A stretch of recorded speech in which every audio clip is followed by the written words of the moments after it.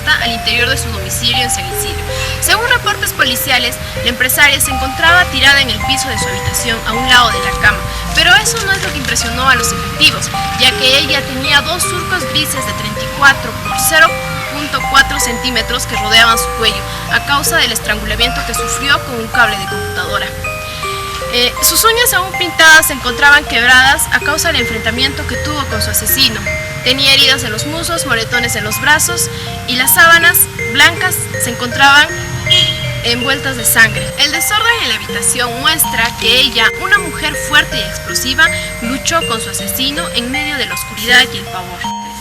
Los agentes de homicidios repasan las imágenes una y otra vez y siempre llegan a la misma conclusión: ella conocía a su asesino. Las hipótesis que manejan los investigadores son las siguientes. El asesino no forzó la puerta para ingresar a la residencia de Paul Harris. Ingresó sin alertar a los perros, como un alma en pena, y entró a la habitación de la empresaria. Según el investigador, si hubiera sido un asesino contratado, hubiera llevado consigo su propia arma homicida. Al principio creyeron que sería difícil encontrar a un asesino de su círculo familiar que la odiara tanto como para matarla, pero esta idea sería descartada días después, ya que los amigos de los hijos herederos llegarían a casa con valijas, con la intención de quedarse a vivir ahí. Y eso fue algo sospechoso para los investigadores. Días después del asesinato de Miriam Pfeffer, los familiares y vecinos verían a Julio Moscol y Liliana Castro Mandarelli disponiendo de los bienes de la familia Pfeffer. Este crimen ocurrido en 2006 tuvo repercusiones mediáticas, ya que se le acusó como autor intelectual a la hija de Miriam Pfeffer, Eva Bracamonte, y se involucraron las historias íntimas de su entonces pareja, Liliana Castro Mandarelli, sobrina del sicario más buscado.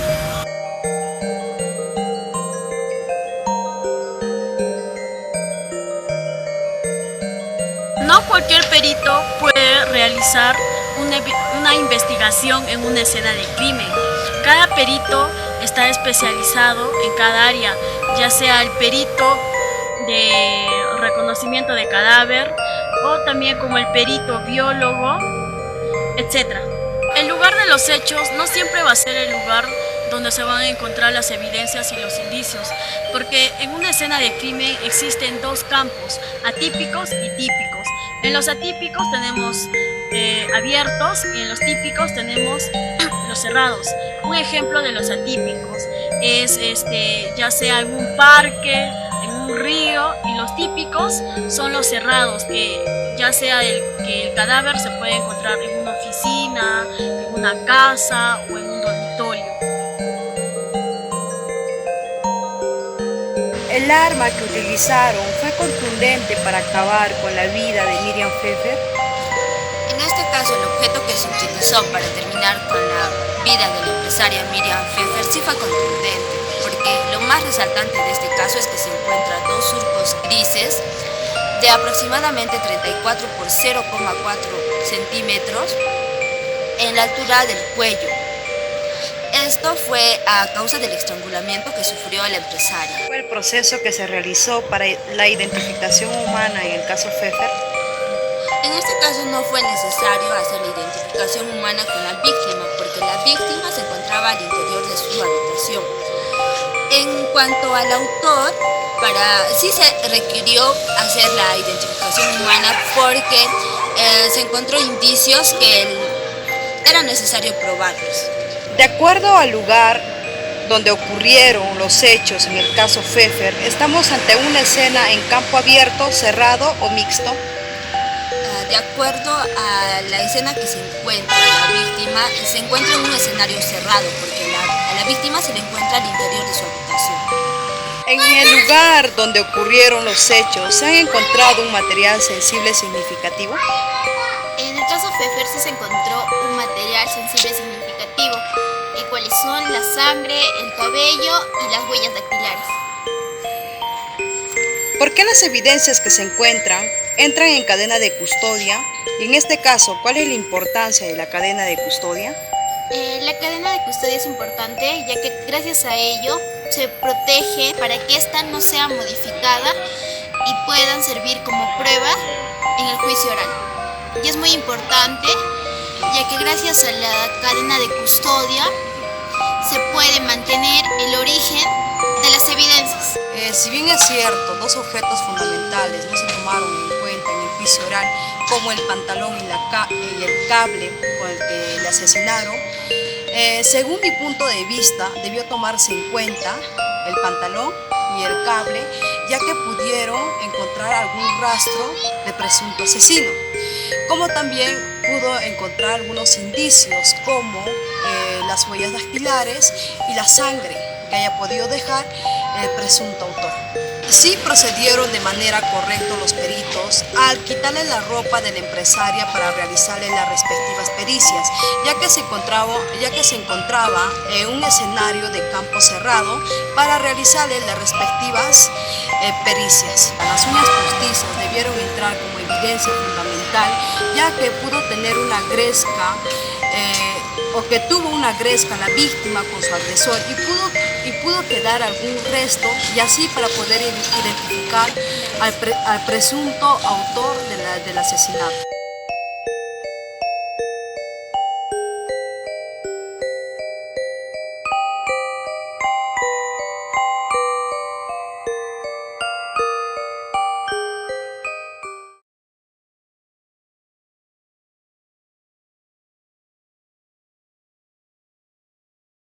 Tenemos que empezar a decidir de qué tipo de escenario nos estás hablando. ¿Es un escenario cerrado o es un escenario abierto?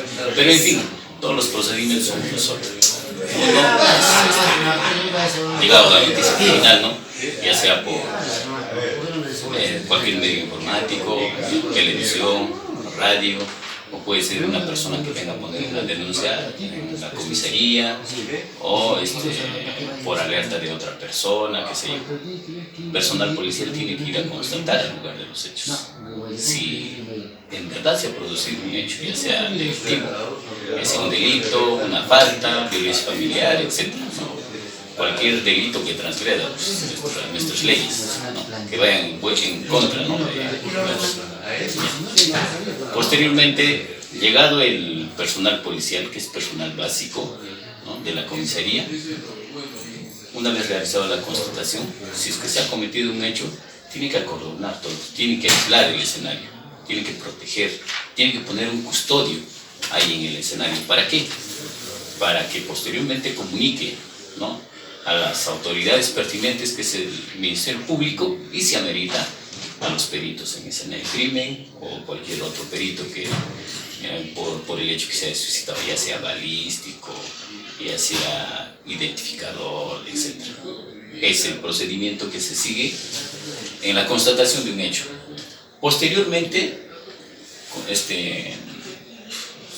llevado la noticia criminal al personal, al que se llama al representante del Ministerio Público y personal de peritos de criminalística, ambos se constituyen al escenario, todos, a fin de realizar toda la diligencia, ¿no? Con indicios, evidencias y otros que se pudiera encontrar en el lugar.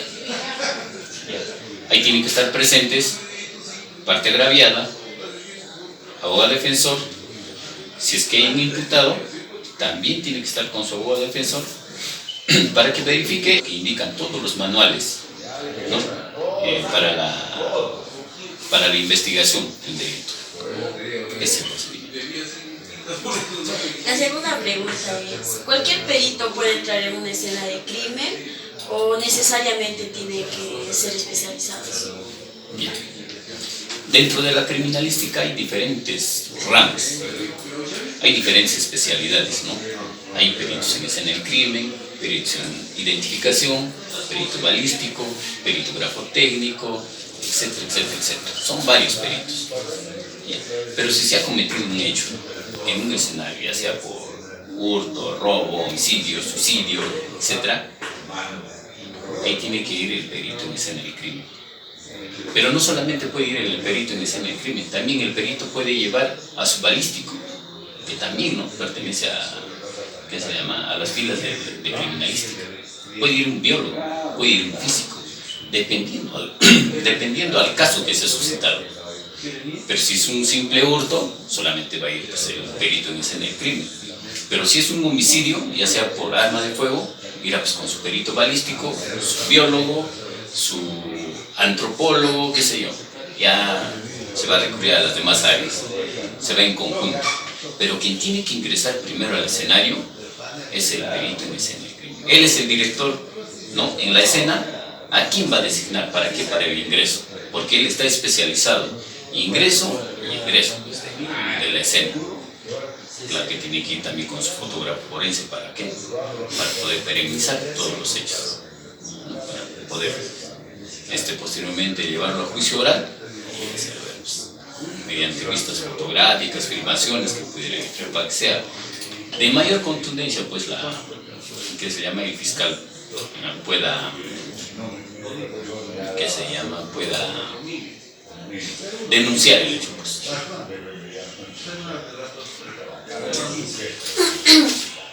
La tercera pregunta es, ¿el lugar de los hechos va a ser siempre el lugar donde se van a encontrar los indicios y las evidencias? Tenemos, a ver, si hablamos del lugar de los hechos, tenemos que saber diferenciar. Lugar de los hechos por sus características es uno, y lugar de los, al tipo de lugar.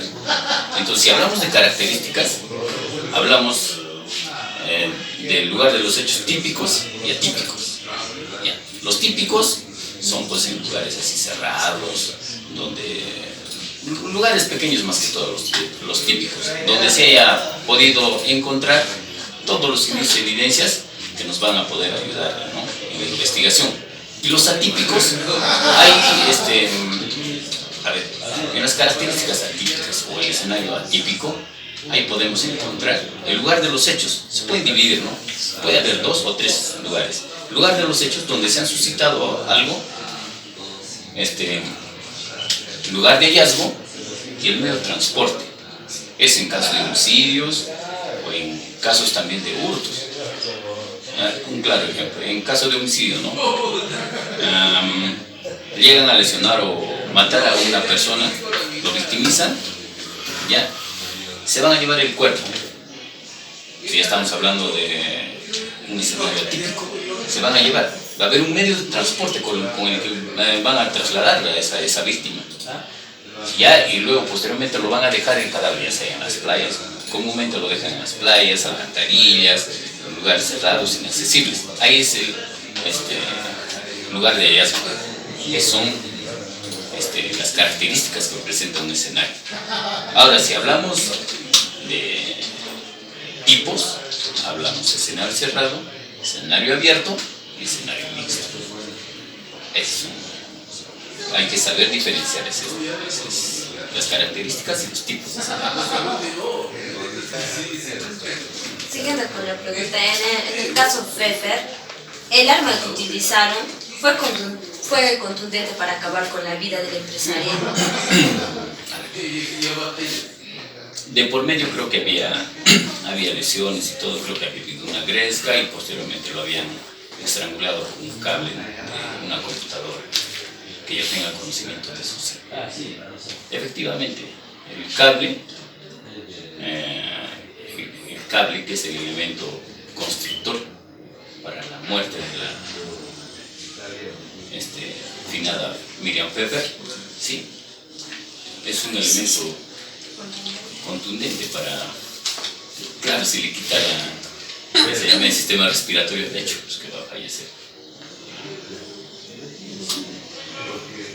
La otra pregunta es, ¿cuál es el proceso que se realiza para la identificación humana en el caso Pfeffer? ¿Me hablas de identificación de la víctima o me hablas de identificación del autor del hecho? Primero la identificación de la víctima. Ya, identificación de la víctima, ¿no? El procedimiento es el siguiente. Si es un NN, que no es Miriam Pfeffer, ¿no? Seguramente estuvieron en el lugar de los hechos a la hora de la constatación o a la hora de las diligencias que se estaba realizando, estuvieron presentes sus familiares. Se les pregunta si reconocen a la finada, indicarán, pues sí, efectivamente es tal persona. Entonces se le pide el denuncia y eso se consigna. Ahora en NNs su sistema de identificación va a ser mediante identificación facial e identificación dactilar. Se le toma impresiones al cara.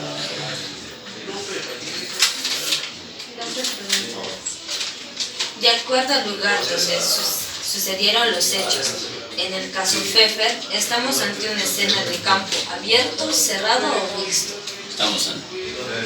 Es un escenario cerrado, porque en el dormitorio es donde la estrangularon. Ahí se han encontrado todos los indicios y evidencias, ¿no?, que han ayudado, pues, a la investigación, al descubrimiento del autor. Escenario cerrado. ¿Por qué las evidencias que se encuentran entran en cadena de custodia? ¿Cuál es la importancia de la cadena de custodia? Se ha indicado que en un ejemplo del caso Pfeffer, que me preguntaron, ¿no?, del mismo caso que estamos conversando, es que se han perdido algunos indicios, ¿no?, o algunas evidencias. Son el cable, ¿no?, con que se le ha estrangulado, creo, a la víctima Pfeffer. Para eso es justamente lo que sirve la cadena de custodia. Todos los indicios, todos los materiales que se van a recoger en el escenario, por parte del perito en escena de crimen, por parte del perito en balística o antropólogo, qué sé yo, que vaya a otro perito, se tiene que poner en cadena de custodia. ¿Para qué?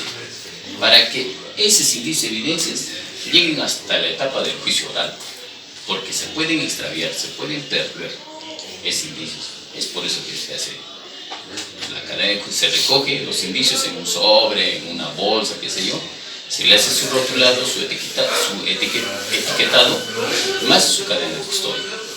Ahí en la cadena de custodia firman quiénes están recepcionando esas muestras y a dónde se está remitiendo, qué estudios se está realizando con esa muestra y a dónde se está remitiendo. O sea, hay una secuencia desde el inicio que se ha hecho la constatación, ¿no?, hasta la etapa del juicio oral. Esa es la importancia de la cadena de custodia. Y también previendo la intangibilidad de eso, para que no sea manipulado, para que no sea modificado. Porque hay casos en donde se han modificado los indicios. Para eso es que sirve la cadena de custodia. Como siguiente pregunta, se dice que en la habitación de la empresaria fueron encontrados huellas de sangre de dos tipos. ¿Cuál es el personal encargado de analizar esta evidencia? Es el perito en escena del crimen, pero en sí, el que tiene que analizar las manchas de sangre es un biólogo, para ver, ¿no?, qué tipo de mancha es. Pero los peritos en escena del crimen tienen conocimiento también de eso, por si no hubiera un biólogo. Pero si es que hay un biólogo, él es el personal encargado. Pero si no hay un biólogo, va a ir un perito en escena del crimen y va a ser el recojo de la descripción y el recojo de las manchas de sangre, ¿no? Tenemos por proyección, por escurrimiento, por resbalamiento, qué sé yo. Hay diferentes tipos de manchas. Entonces, eso va a describir el perito en escena del crimen. ¿Por qué se ha suscitado o por qué presenta este tipo de mancha, ya sea por goteo, por proyección? Va a describir eso en el informe que va a hacer el perito en escena. El biólogo lo va a estudiar, ¿no? Si pertenece a qué tipo de persona, su ADN, eso ya lo va a describir el biólogo. Dígame usted como perito si le parece correcto en este caso que dos objetos fundamentales como el pantalón y el cable con la que le asesinaron no fueron objeto de prueba en el juicio oral. ¿Me repites la pregunta, por favor? Bien, o sea, le pregunto que usted como perito, si bien es cierto en este caso no se tomaron dos objetos en cuenta, o sea, en el juicio oral no se tomaron en cuenta dos objetos fundamentales, que fue el pantalón y el cable con la que le asesinaron. ¿Por qué? Ya. Creo que se desaparecieron, ¿no? Del cable ya hablamos. Ahora, acerca del pantalón, se supone que se ha debido recoger como evidencia. ¿Para qué? Para saber, ¿no?, si ha habido gresca en ahí.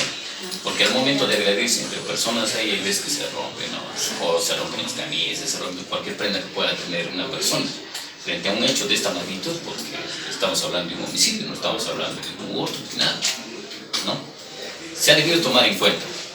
Ahora, las razones por las que no se han tomado en cuenta o no se ha recogido eso tendrá que decir pues, el perito y que fue ahí. ¿Le parece a usted la manera que procedieron los peritos en la escena del crimen fue la correcta al quitarle la ropa de la empresaria para realizar las siguientes pericias? ¿Fue correcta? Sí, porque estamos hablando de un cadáver. Se tiene que revisar en el lugar de los hechos y con presencia de todos los que están participando en la diligencia, sea agraviado, sea autor del hecho, sus abogados defensores, Ministerio Público. Se le puede quitar la prenda. ¿A fin de qué?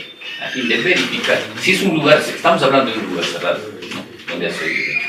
A fin de verificar si la víctima presentaba alguna lesión, corte, etc., algo que pudiera indicarnos, ¿no? Que ha habido gresca o que la muerte ha sido ocasionada ya con alevosía, con todo eso. Efectivamente se tiene que quitar las prendas y hacer constar en el acto qué tipo de lesiones presenta la víctima. Es para eso que se le saca, pues, ¿no? Entonces se realiza en el lugar de los hechos. Estamos hablando de lugares cerrados, o sea, de escenarios cerrados. Ahora, en campo abierto, eso ya lo evalúa el perito. No siempre se le va a quitar a las víctimas, porque de por medio va a haber niños, mujeres, y ¿no? Por prevenir todo eso, para que no también los niños se puedan quedar traumados, ¿no? Para prevenir la parte psicológica de los menores o cualquier otra persona, porque no todos estamos acostumbrados a ver a diario un cadáver, ¿no? Entonces se podría decir por discreción. Ya, como te digo, en lugares cerrados, sí, se tiene que quitar las prendas y verificar qué tipo de lesiones presentan. Pero en lugares abiertos, donde hay bastante público, lo correcto debería ser llevar a medicina forense, ¿no? Y ahí juntamente con médico legista sacar la prenda y ahí verificarlos. Claro, con presencia pues, de todos los que están participando ingeniamente en el lugar de los hechos, se realiza esa diligencia. Pero como te digo, es criterio del perito. Bien, ¿por qué las uñas postizas no podrían entrar como evidencia en el caso Pfeffer y por qué fue desestimado por el Ministerio Público? Bueno, el que fue desestimado por el Ministerio Público, yo no podría responderlo, pero sí se debió recoger y las entonces, uñas. ¿por qué se daría cuando, o sea, por qué se da, o sea, lo que no entiendo en este caso es por qué se desestimó el Ministerio Público las uñas postizas? Porque no tomaron en cuenta, no pudo entrar como materia de evidencia en el caso Pfeffer. Bueno, Porque si bien es cierto, estaban rotas. así es, ya. Ahora, las razones por las que... Disculpe, si bien es cierto, ha tenido una gresca, algo así con el autor, ¿verdad? Ya, y de alguna otra manera ha podido quedarse, en las uñas postizas ha podido quedarse los restos de su atacante. Entonces, yo creo, y a mi parecer, creo que de alguna otra manera se ha tenido que recoger las uñas postizas para determinar a quién pertenecía. Claro. Ya. Como le dije primero, ¿no? Que se tiene que recoger todos los indicios y evidencias. Ahora que el fiscal lo haya tomado en cuenta, esa muestra, ¿para qué? Para el juicio oral, o lo haya desestimado, no sé por qué motivo lo haya hecho. Pero se supone que si había uñas rotas, ¿qué nos indica eso? A nosotros como peritos, a mí por lo menos me va a indicar de que ha habido una gresca y se ha tratado de defender a la víctima. Es lo que me va a indicar, eso va a ser un indicador de que haya encontrado las uñas rotas. Ahora, se ha debido recoger ¿para qué? Para el análisis, ¿no? De ADN, por si, como se había defendido la víctima, supongo que habrá habido pues restos biológicos, ¿no? Como son partes de una piel, ya sea el cabello, un poco de sangre, qué sé yo. Se ha debido recoger. Ahora, no sabría responder. Entonces, ¿se podría decir que hubo una negligencia por parte? Sí. Bien. Bueno, como para finalizar y como conclusión, ¿le parece correcta la pericia que se realizó en el caso Pfeffer? Bueno, no lo tengo a la mano la pericia. Tendría que haberlo estudiado.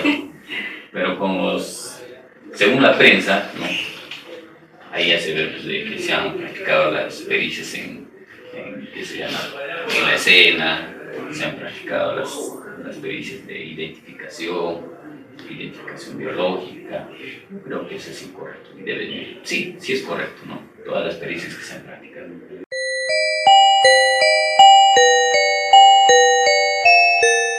Miriam Pfeffer era una empresaria de origen judío y siempre fue una mujer de glamour. Tenía muchos amigos pero también enemigos. Testigos aseguran que la relación con sus hijos era buena, pero había otras personas en su familia a quienes odiaba.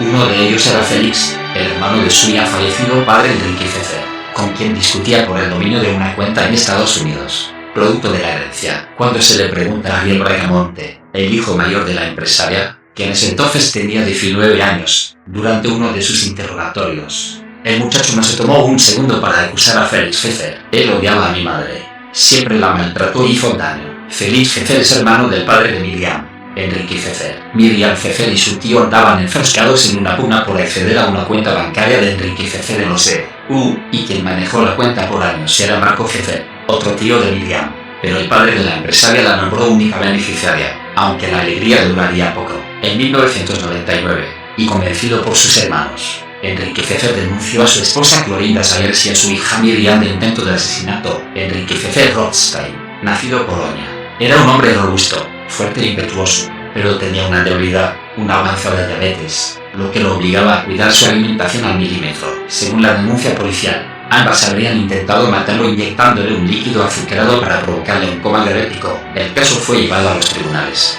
pero el padre había decidido tomar medidas preventivas, y el año del 2002, modificó su testamento, escrito y registrado 2 años antes, y desheredó a su hija Miriam. En el primer testamento del año 1998, Pfeffer había dispuesto que su fortuna se dividiera en 3 partes. 2 tercios serían repartidos entre sus 5 hijos, mientras que el otro tercio se dividiría entre sus hijas Sonia Pfeffer y Miriam Pfeffer Sayers. A esta última le dejaba también la residencia de Paula Risk, donde posteriormente fue asesinada, pero en su modificación despojó a Sonia y Miriam del tercio de su fortuna y se lo entregó a su nieta Eva Bracamonte de 18 años, a quien también le obsequió la casa con una condición, que le permita vivir ahí a su madre, Enrique Pfeffer.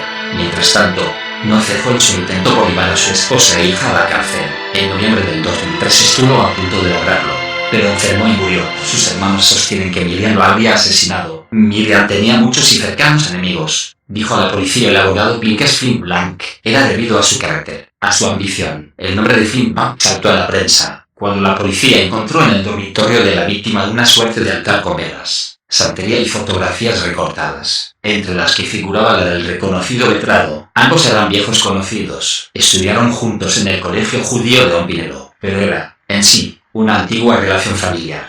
Añade Pinkas. No solo eso, Enrique Pfeffer, en su testamento, nombró como albacea a Jacobo Flippers padre. Tras la muerte de Pfeffer, el testamento pasó a manos de Pinkas. El romance entre la empresaria y el abogado, dicen allegados, prendió como el fuego, aunque se dice que en junio el propio Pinkas decidió apagarlo. Fue un duro golpe para Miriam Pfeffer del que no se habría recuperado nunca. Es así como esta historia se mezcla con brujería, amor, poder, odio, elementos que no deberían mezclarse, pero cuando lo hacen casi siempre acarrean consecuencias trágicas. La muerte rondaba en la residencia de los Pfeffer y no tardaría en mostrar su rostro decrépito. Amigos de la familia recuerdan que, poco antes de morir, Miriam andaba feliz porque había ideado un plan para recuperar su fortuna. Era cuestión de tiempo. Fue entonces cuando la estrangularon.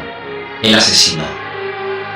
En enero del 2009 la policía argentina reveló que el colombiano Alejandro Trujillo Espina, condenado por extorsión, confesó ser el autor material del asesinato de la empresaria limeña Juan Antonio Abarzúa. Periodista argentino, fue una pieza clave para dar con el asesino de Pfeffer. Abarzúa cuenta que se interesó por el tema cuando un policía del penal de Salta le contó que había un delincuente colombiano, alias el Payaso, en el presidio, que se ufanaba de haber asesinado a una millonaria peruana a cambio de dinero. Sin embargo, cuando fue a entrevistarse con el sujeto, este le dijo que él no lo había hecho, pero que sabía que el asesinato fue ordenado por un familiar. Alejandro Trujillo Espina, delincuente colombiano conocido como el Payaso, es el asesino confeso de Miriam Pfeffer. En un principio, y tras ser extraditado en abril del 2010 desde Argentina, sostuvo que Eva Bracamonte, la hija de Miriam, le ordenó que matara a su progenitora, aunque luego este lo negó. Las declaraciones contradictorias del Payaso complicaron el caso. sobre todo porque nunca existió un correo o comunicación directa con la joven.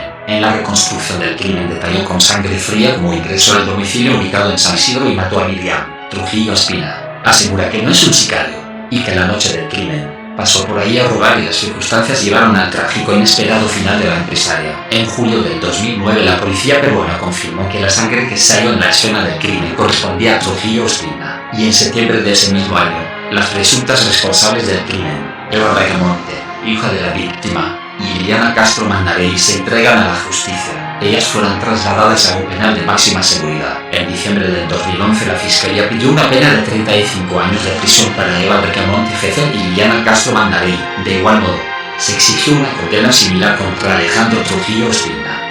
Indicios contra Eva. De acuerdo con las conclusiones del ex jefe del equipo especial que investigó el crimen de Miriam Fefer, existen abundantes indicios de la responsabilidad intelectual de Eva Bracamonte y Liliana Castro, porque la noche del crimen de Miriam Fefer, Eva Bracamonte recibió 2 llamadas desde el teléfono de su madre. En un primer momento, ella negó haber recibido dichas llamadas, indicó León, porque Eva se contradijo al asegurar que en horas de la noche bajó al garaje ubicado cerca al dormitorio de su madre, en busca de material para un trabajo del instituto donde estudiaba francés. Pero su profesora Delmira Vera negó haberle dejado dicha tarea, porque al día siguiente del crimen, Eva trajo a vivir a su casa a Liliana Castro para consumar una relación que era desaprobada por su madre, porque después del asesinato, Eva, como heredera de los bienes de su madre, otorgó un poder extraordinario a Liliana para que los administrara, convirtiéndose la amante en directa beneficiaria, porque Eva, luego de convertir a Liliana en la exclusiva administradora de los bienes, expulsó de la vivienda familiar a su hermano Ariel Bracamonte, porque el asesinato de Miriam Fefer impidió que se celebrara el acuerdo al que habían llegado la empresaria y su hija Eva para que ésta le otorgara un poder para la administración de la herencia de su abuelo. Todas las evidencias apuntaban a Eva Bracamonte y Liliana Castro como las presuntas autoras intelectuales. La amiga fiel e inseparable de la hija de Miriam Fefer, Liliana fue acusada de haber planificado junto a Eva el asesinato en el 2006 para quedarse con la fortuna que heredaría la nieta de Enrique Fefer. La fiscalía sostenía que Castro Mandarelli se benefició con la muerte de la madre de Eva y Ariel porque desde que ocurrió el crimen su vida cambió, y pasó de ser una simple mesera a ser propietaria del 50% de las acciones de una de las empresas de Fefer. Lili Castro Mandarelli, por otro lado, es sobrina del prontuariado Luis Mandarelli Rachitov, ex miembro del llamado Clan Calígula, sonado caso en los 90 que se quedó sin resolver y que motivó la producción de una miniserie televisiva, caso del que nos ocuparemos en un próximo video.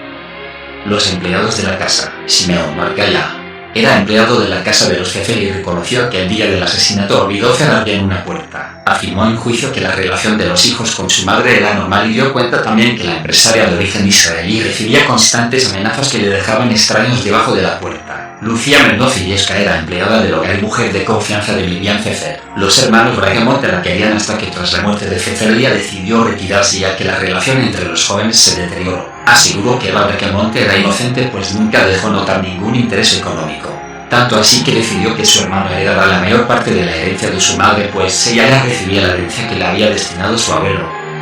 El juicio, 24 de mayo del 2012. La sala penal rechazó otorgar el beneficio de confesión anticipada a Arias Bayaso por las contradicciones durante sus declaraciones en el proceso de investigación. 11 de septiembre del 2012.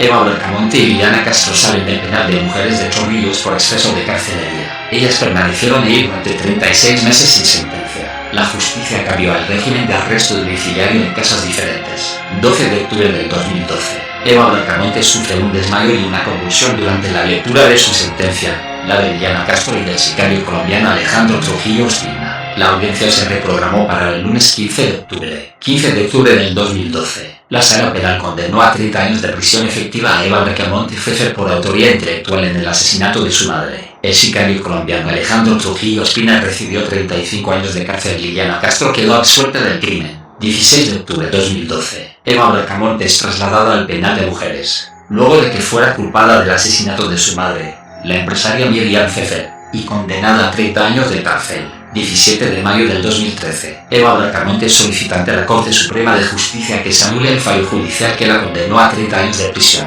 05 de junio del 2013. Después de 8 meses de haber sido sentenciada, Eva Bracamonte se presenta ante la Corte Suprema para exponer su defensa. También hace lo propio el sicario colombiano Alejandro Trujillo Espina, asesino material de la empresaria Miriam Fefer. 25 de septiembre del 2013. Eva Bracamonte se presenta en el Palacio de Justicia ante un juez vilmente para ejercer su defensa y dar su posición frente a la condena de 30 años que se le impuso por el delito de parricidio. En esta ocasión la joven acusó a su hermano Ariel Bracamonte de fabricar pruebas para que ella fuera hallada culpable y cuestionó que este no haya sido investigado a profundidad. 27 de septiembre del 2013. El Poder Judicial da a conocer la decisión del juez dirimente de disponer la inmediata liberación de Eva Bracamonte Fefer.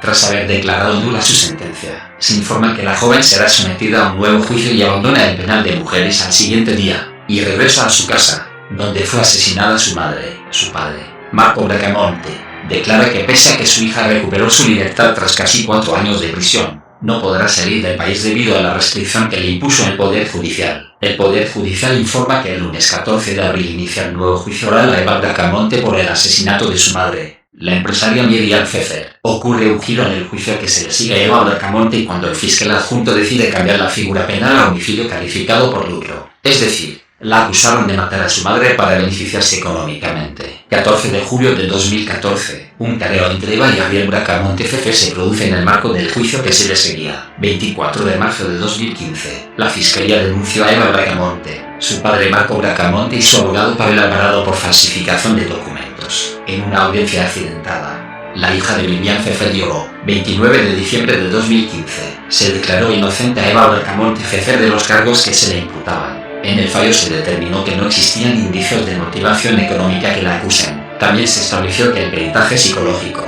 que considera a Eva como una persona frívola e inmadura, así como la relación conflictiva con su madre, no son determinantes para inculparla del asesinato de Miriam Fefer. A la fecha, sigue sin conocerse la verdad. ¿Hubo un autor intelectual en el asesinato? ¿Fue un crimen casual provocado por el colombiano? Eva, hoy con 29 años, sacó su residencia española y se fue del país, asqueada de las noticias y de haber perdido 12 años de su vida injustamente, alejándose de las cámaras y las noticias que le hicieron tanto daño, pero siempre a la espera de nuevos indicios que lleven a la verdad acerca del asesinato de su madre. Ariel vive en Estados Unidos, en donde contrajo matrimonio, y posteriormente fue denunciado por su esposo a agresión. Incluso se habló de contagio de VIH.